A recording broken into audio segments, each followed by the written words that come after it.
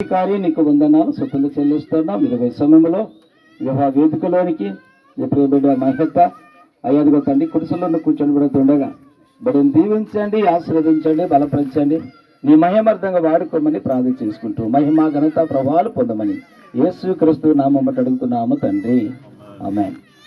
ముఖ్యంగా మరి దైవజనులు స్థానిక పాస్టర్ గారు దానిల పాస్టర్ గారికి ఇక్కడ కూర్చున్న దైవజనులు వాళ్ళ బాబు కొడుకు, అదేవిధంగా యెహోనా గారు బాబు కొడుకు కూడా, పెద్దలు దైవజనులు నాగరాజయ్య గారి కొడుకుగా మరి దైవజనులు కూర్చున్న దైవజనులందరూ కూడా హృదయపూర్వక వందనాలు. ఆమేన్. హల్లెలూయా. నిన్ననే వచ్చి నాగరాజయ్య గారు పాస్టర్ వాళ్ళ దగ్గర రెస్ట్ తీసుకోవడం జరిగింది. ఏదేమైనా అందులో 10-15 నిమిషాలు తొందరగా ముగించుకొని మేము కూడా వెళ్ళాలి, ఎందుకంటే అక్కడ కూడా పని ఉంది. చాలా ముగించుకొని మమ్మల్ని కూడా తొందరగా పంపిస్తే మేము కూడా వెళ్తాం తొందరగా. హల్లెలూయా. అదేవిధంగా మా గ్రామస్తులు ఇరవై నుండి వచ్చిన దైవజనులు, సంఘ పెద్దలు, మరి పిల్లగాం తరపున వచ్చిన మా సంఘస్థులకి అందరికీ కూడా హృదయపూర్వక వందనాలు. ఆమేన్. హల్లెలూయా. హల్లెలూయా. మరి ఈరోజు మనం పెళ్లి చూపులకు వచ్చాం. నేను ఒక వాక్యం ఏం చెప్తుంది, 2 కొరింథీయుల గ్రంథము 11వ అధ్యాయము 12వ వాక్యం చదువుకుందాం. ఒక అమ్మాయిని అబ్బాయికి చూడాలంటే కొన్ని అర్హతలు ఉండాలి. ఒక మన ఇంట్లోకి కోడలుగా రావాలంటే ఆ అమ్మాయి ఎలా ఉండాలి, ఏ విధంగా ఉండాలి, కొన్ని మాటలు చెప్పి నేను ముగిస్తా తొందరగా. దేవుని వాక్యం 2 కొరింథీయుల గ్రంథము 11వ అధ్యాయము 2వ వాక్యం. ఇక్కడ అపోస్తలుడైన పౌలు సంఘంతో మాట్లాడుతూ ఉన్నాడు. 2 కొరింథీయుల గ్రంథం 11వ అధ్యాయము 2వ వాక్యం చదవండి. దొరికిందా నాన్న? దైవ శక్తితో మీ ఎడల ఆసక్తి కలిగి ఉన్నాను, ఎందుకనగా పవిత్రురాలైన కన్యకనుగా ఒక్కడే పురుషునికి అనగా క్రీస్తుకు సమర్పింపవలనని మిమ్మును ప్రదానము చేసితిని.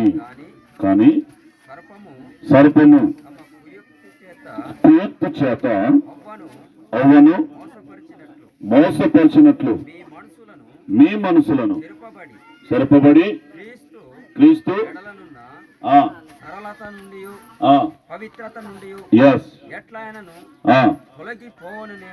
ఆమేన్. హల్లెలూయా. ఇక్కడ యేసు ప్రభు వారు గురించి ఇక్కడ మాట్లాడుతున్నారు.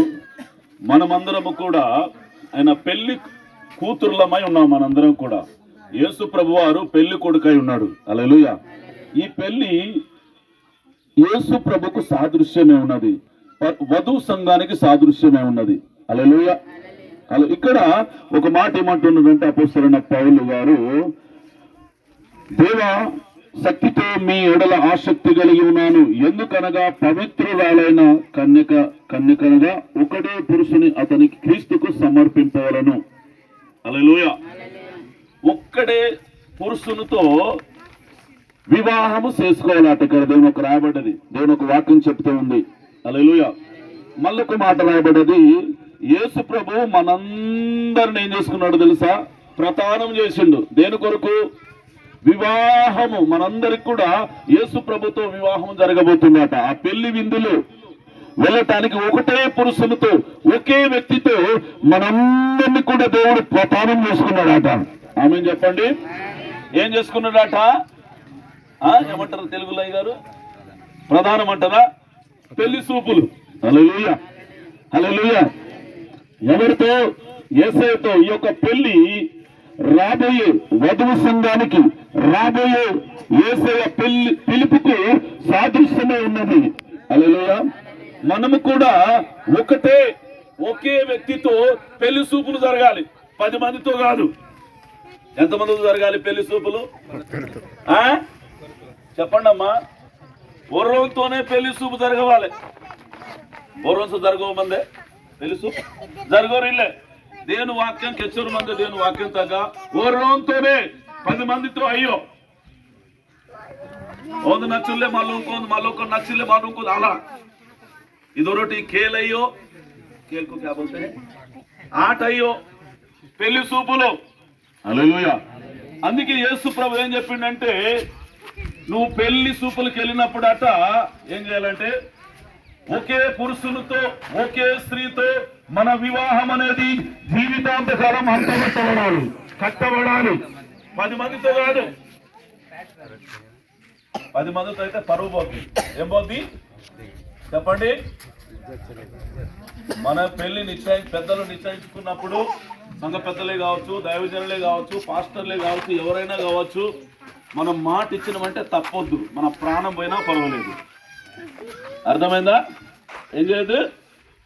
మనం ఒక అమ్మాయికి మాట ఇస్తాం, ఒక కుటుంబానికి మాట ఇస్తాం, పెళ్లి చేసుకుంటామనే మాట ఇస్తాం, పెళ్లి జరిపిస్తామనే మాట ఇస్తాం. మాట ఇచ్చిన తర్వాత ఏం చేయొద్దు? తప్పిపోవద్దు. ఏం చేయొద్దట? తప్పిపోవద్దట. హల్లెలూయా. ఒకే పురుషునితో మన యొక్క వివాహము జరపబడాలట, 10 మందితో కాదు. అప్పుడు దేవునికి కూడా మహిమ ఉంటుంది, దేవునికి కూడా ఘనత ఉంటుంది. ఆమేన్ చెప్పండి. హల్లెలూయా, హల్లెలూయా. మళ్ళొక మాట ఇక్కడ రాయబడింది. యోసేపు గ్రంథము 2వ అధ్యాయంలో 19వ వాక్యంలో రాయబడింది. నీవు నిత్యము నాకుండునట్లుగా నేను నీతిని బట్టి తీర్పు చూపవలను, దయా దక్షిణములను చూపుటవలను నిన్ను ప్రదానము చేసుకుందును. హల్లెలూయా, హల్లెలూయా. నిత్యము నాకుండునట్లుగా నేను నీ నీతిని బట్టి తీర్పు తీర్చుట వలన, దయాదక్షిణములో చూపుట వలన నిన్ను ప్రదానము చేసుకున్నాడు. దేవుడు రాబోయే దినాల్లో వీళ్ళకి ఒక తీర్పు ఉంటుందట. ఈ రోజు వీళ్ళ యొక్క పెళ్లి చూపులు జరుగుతున్నాయి, ప్రదానము చేయబోతున్నాం. పెళ్లి చేసుకున్న భార్య భర్తలు కూడా తీర్పు ఉంటుందట. హల్లెలూయా, హల్లెలూయా. ఈ రోజు ఇంతమంది పెద్దలు వచ్చారు ఇక్కడికి.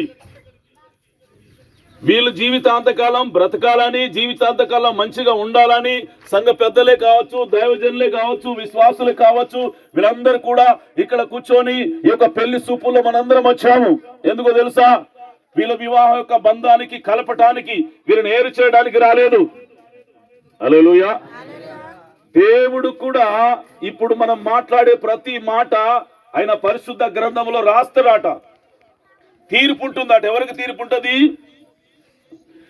ప్రతి ఒక్క మనుషులకు తీర్పు ఉంటుందట.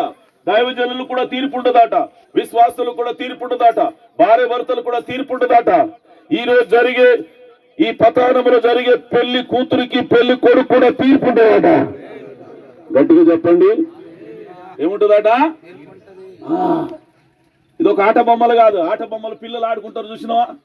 పెళ్లి చేసుకుంటారు పిల్లలు పెళ్లి చేసుకుంటారు. ఆట బొమ్మలకి చేసుకుంటారా, చేసుకోరా? ఇదేదో ఆట బొమ్మలు కాదు. హల్లెలూయా. మొదటిగా యేసు ప్రభువుతో మనం ఏమైపోతున్నా? ప్రధానమైంది. రెండోది, ఇక్కడ జరిగే ప్రధానములు, ఈ పెళ్లి చూపుల్లో, ఈ పప్పన్నములో మనం జరిపేది పెళ్లి కొడుకు పెళ్లి కూతురుకి, దైవజనులకి, విశ్వాసులకి యేసయ్య తీర్పు తీర్చబోతున్నాడు. ఆమేన్ చెప్పండి. హల్లెలూయా, హల్లెలూయా. గట్టిగా చప్పట్లు కొడదాం మనందరం కూడా. యోహాను సువార్త 3వ యోహాను సువార్త 3వ అధ్యాయము 29వ వాక్యం చదవండి. పెళ్లి కుమార్తె గలవాడు పెళ్లి కుమారుడు అయితే నిలబడి పెళ్లి కుమారుని స్వరం వినేనుడు. స్నేహితుడు ఆ పెళ్లి కుమారుని స్వరం విని మిక్కిలి సంతోషించును.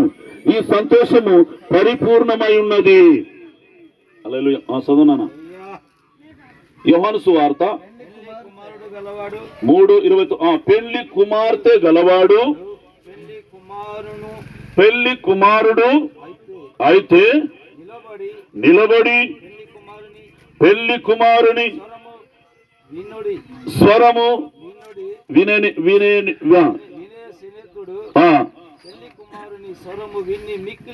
పెళ్లి కుమారుని స్వరం విని మిక్కిలి సంతోషించుచు నా సంతోషము యేసయ్య యొక్క సంతోషము పరిపూర్ణమై ఉన్నది. ఈ సంతోషం అనేది కేవలం మనం ఎప్పుడు ఎగురుతామో తెలుసా? పెళ్లి రోజు మాత్రమే. పెళ్లి కుమార్తెలు బంధువులు కావచ్చు, పెళ్లి కుమార్తెల బంధువులు కావచ్చు, పాస్టర్లు కావచ్చు, దైవజనులు కావచ్చు, ఊరోలు కావచ్చు, ఆ బంధువులు కావచ్చు, స్నేహితులు కావచ్చు, అందరం సంతోషిస్తాం. సంతోషిస్తామా సంతోషించమా సంతోషిస్తూ